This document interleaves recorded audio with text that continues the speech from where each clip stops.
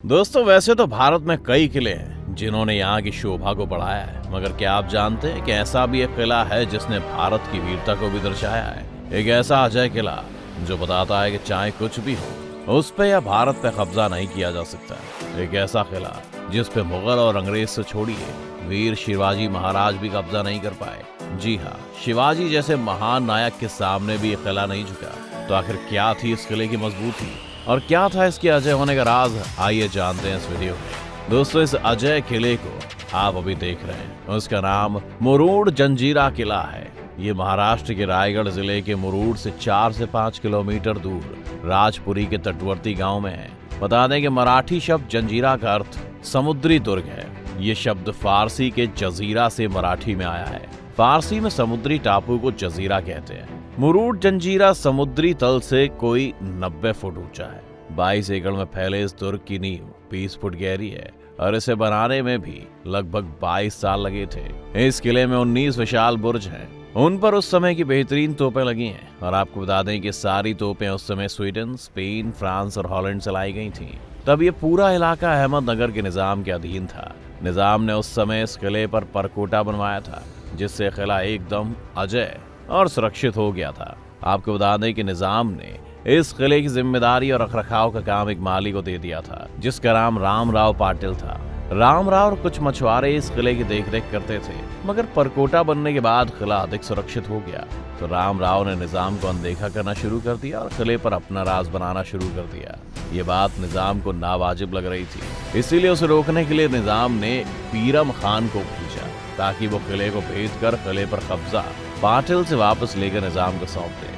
मगर जब पीरम खान अपनी टोली के साथ निकला तो वो बस समुद्र से इधर उधर भटक रहा था।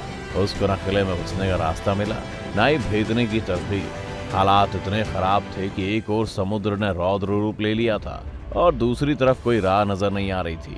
ऊंची लहरों की डरावनी चिंगार दूर दूर तक सुनाई दे रही थी।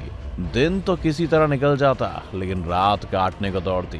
पीरम खान ने सोचा कितने दिन पड़े रहेंगे ऐसे।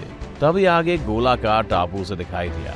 उस टापू पर उसको जंजीरा किला नजर आया, मगर उसको पता नहीं था कि असली मुसीबत अब उसके सामने आई है। उस किले को फतेह करना लगभग नामुमकिन था। उसने कई बार कोशिश की मगर नाकाम रहा। पीरम खान ने कहा, अब तो कोई छल ही काम आ सकता है। उसने अपनी नौकाएं खाड़ी में खड़ी कर दी और किले के सामने वो बन गया शराब का सौदागर। पीरम खान ने चाल चलना शुरू किया और रामराव से दोस्ती करने का बहाना बनाया। उससे दोस्ती के लिए खान ने कई ड्रम शराब तोहफे के रूप में भेजी। रामराव खुश हो गया और इस तरह पीरम खान ने रामराव से दोस्ती कर ली और खान ने किला देखने और रात भर वहां रुकने की इच्छा जताई। इजाजत मिली तो खान ने पाटिल के लिए रात में दावत का इंतजाम कर दिया। वो खाने पीने की ढेर सारी चीजों और शराब के कई ड्रमों के साथ किले में दाखिल हुआ। अब रात में जंगी दावत शुरू हुई। शराब के कई दौर चले। जब वे नशे में लड़खड़ाने लगे तो खान के सैनिकों ने उन पर अचानक हमला बोल दिया। खान के ये सैनिक शराब के खाली ड्रमों में छिपकर अंदर आए थे। उधर किले के बाहर नौकाओं पर मौजूद अतिरिक्त सैनिक इशारा पाते ही किले में दाखिल हो गए। भीषण मारकाट हुई। मछुआरे मुकाबला ही नहीं कर पाए और वो चंद घंटों में हार गए। उस वक्त कम से कम 1500 लोग करीब मारे गए थे और ये पहली और आखिरी बार था जब इस किले को किसी ने भेदा था, वो भी छल से। और इसके बाद ऐसा कोई भी सम्राट नहीं आया जिसने इस किले की दीवारें वीरता से पार करके इसके फर्श पर कदम रखा हो। यह किला इतना मजबूत और अजय था कि पुर्तगाली, फ्रेंच, मुगल, अंग्रेज, डच, आदिल शाह, मराठे कोई भी इसे जीत नहीं पाया। सन 1617 से 1947 तक लगभग 330 साल तक ये किला अजय ही रहा।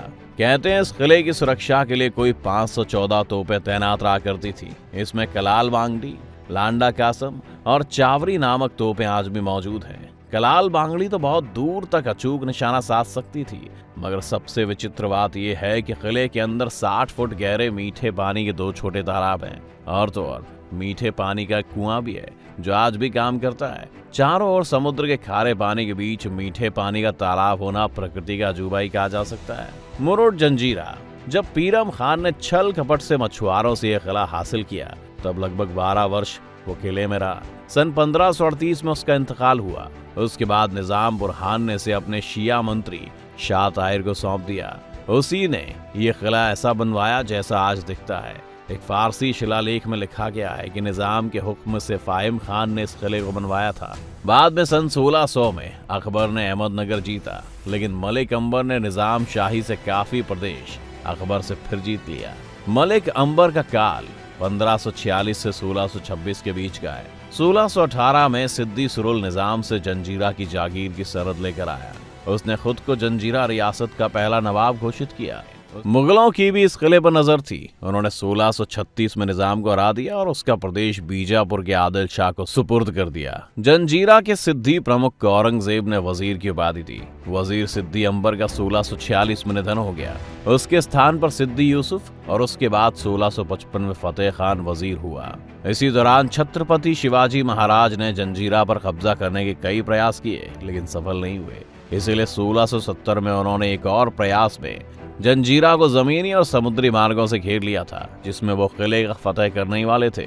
मगर पुर्तगीजों ने फतेह खान, जो किले का वजीर था, उसको चुपचाप गोला बारूद और हथियारों की रसद पहुंचाई। पर चारों ओर से घिरने और शिवाजी की सेना के संख्या बल को देखते हुए फतेह खान किला सौंपने को तैयार हो गया।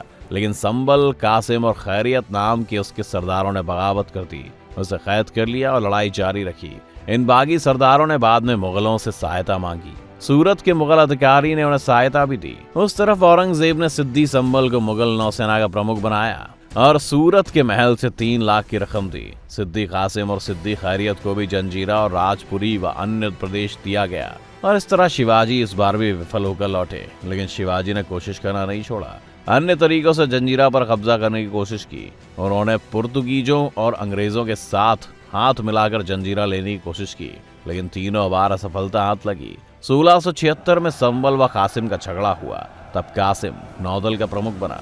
1680 में शिवाजी महाराज के निधन के बाद उनके पुत्र छत्रपति संभाजी महाराज ने भी 1682 में जंजीरा लेने के लिए एड़ी चोटी एक कर दी। लेकिन आपको ये जानकर हैरानी होगी कि वो भी सफल नहीं हुए और इस किले को भेद नहीं पाए। बाद में उन्होंने वहां से 8 मील दूर पद्म दुर्ग नाम से एक नया जल दुर्ग बनवाया, जो 22 एकड़ में फैला था। ये दुर्ग अब भारतीय नौसेना के कब्जे में है। मराठों का जंजीरा समेत अन्य किलों पर ध्यान था ही। संभाजी महाराज के निधन के बाद मराठों के अनेक किले मुगलों के हाथ में चले गए थे, लेकिन मराठों के नौदल प्रमुख कान्होजी आंग्रे ने कोंकण के सारे किले फिर से जीत लिए। इसीलिए आंग्रे के खिलाफ सिद्दी, पुर्तगाली और मुगल एक हो गए। लेकिन सरदार आंग्रे ने इन तीनों को हरा दिया, मगर फिर भी आंग्रे जंजीरा को नहीं जीत सके। इसके बाद कई सिद्दी जंजीरा के नवाब बने, लेकिन जंजीरा उनसे कोई नहीं छीन सका। मराठों के खिलाफ अंग्रेज सिद्दियों की अक्सर सहायता किया करते थे। पुर्तगाली उन्हें गोला बारूद और हथियार देते थे। फिर भी दोनों में से कोई जंजीरा को नहीं हथिया पाया। उस समय जंजीरा का नवाब सिद्दी जौहर था, जो अंग्रेजों की शरण में आया। 1818 में पेशवाई के अस्त के बाद अंग्रेजों ने जंजीरा पर अपना वर्चस्व स्थापित कर लिया।